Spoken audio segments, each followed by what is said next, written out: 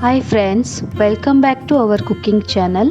ಇವತ್ತು ಕ್ಯಾಬೇಜ್ ಪಲ್ಯ ಮಾಡಿ ತೋರಿಸ್ತಾ ಇದ್ದೀನಿ. ನೋಡಿ, ನೀವು ಟ್ರೈ ಮಾಡಿ.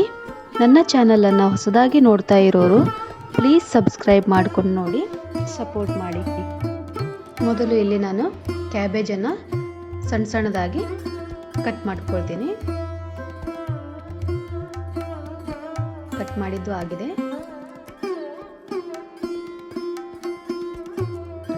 ಇವಾಗ ಕಡಾಯಿಗೆ ಎಣ್ಣೆನ ಹಾಕ್ಕೊಳ್ತಾ ಇದ್ದೀನಿ. ಎಣ್ಣೆ ಬಿಸಿ ಆದಮೇಲೆ ನಾನಿಲ್ಲಿ ಜೀರಿಗೆ ಮತ್ತು ಸಾಸಿವೆನ ಹಾಕ್ಕೊಳ್ತೀನಿ. ಜೀರಿಗೆ ಸಾಸಿವೆ ಚಟಪಟ ಅಂದಮೇಲೆ ಇದಕ್ಕಿವಾಗ ನಾನು ಒಂದು ಈರುಳ್ಳಿನ ಚಿಕ್ಕದಾಗಿ ಕಟ್ ಮಾಡ್ಕೊಂಡಿದ್ದೀನಿ. ಈರುಳ್ಳಿನ ಹಾಕ್ಕೊಳ್ತೀನಿ.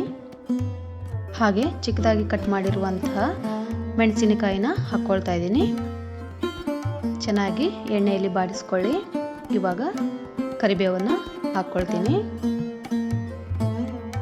ಇವಾಗ ಇದಕ್ಕೆ ಸಣ್ಣಗೆ ಕಟ್ ಮಾಡಿದಂತಹ ಕ್ಯಾಬೇಜನ್ನು ಹಾಕ್ಕೊಳ್ತೀನಿ.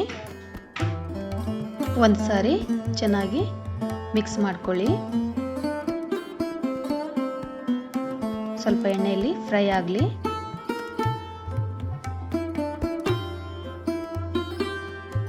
ಇವಾಗ ಇದಕ್ಕೆ ರುಚಿಗೆ ತಕ್ಕಷ್ಟು ಉಪ್ಪನ್ನು ಸೇರಿಸ್ತಾ ಇದ್ದೀನಿ. ಉಪ್ಪು ಹಾಕಿದ ಮೇಲೆ ಒಂದು ಸಾರಿ ಚೆನ್ನಾಗಿ ಮಿಕ್ಸ್ ಮಾಡ್ಕೊಳ್ಬೇಕು. ಇವಾಗ ಇದಕ್ಕೆ ಸ್ವಲ್ಪ ಅರಿಶಿನ ಪುಡಿ ಸೇರಿಸ್ತಾ ಇದ್ದೀನಿ. ಹಾಕಿ ಇದನ್ನು ಕೂಡ ಮಿಕ್ಸ್ ಮಾಡ್ಕೊಳ್ಬೇಕು.